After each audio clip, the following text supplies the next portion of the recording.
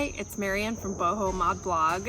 Thanks for joining us on our channel. Today we're going to show you how to make your own stone path. I'm going to give you some tips and tricks so you won't make the mistakes we made.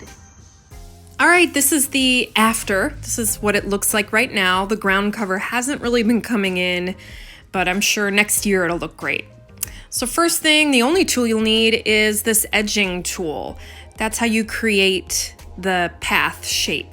So just figure out the shape you like and dig about 1 inch down. This is the hardest part. It's removing the grass. Remove the top layer of grass with that shovel, and then take all the chunks of sod and throw it over the fence. Let your neighbor deal with it. Now you have your path. It's about 1 inch deep, and that's when you lay down the stone. We got all these stones for free on Facebook Marketplace and from a landscaping friend. You can find them locally for free. It just takes a little bit more sleuth work, a little bit longer to do. This is how you lay the stones down in the path. Trace the shape of the stone with your edger, maybe 2 inches deep.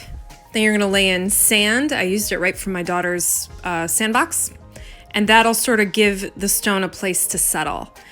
Oh, I lied. There's another tool, a big mallet there. Pound it down and sort of play with it like you would a wobbly restaurant table. If it comes up in some spots, put more sand under it, and just keep doing it until it's really in the ground there. And there you go. That's how we made our beautiful stone paths. Thanks for getting stoned with us.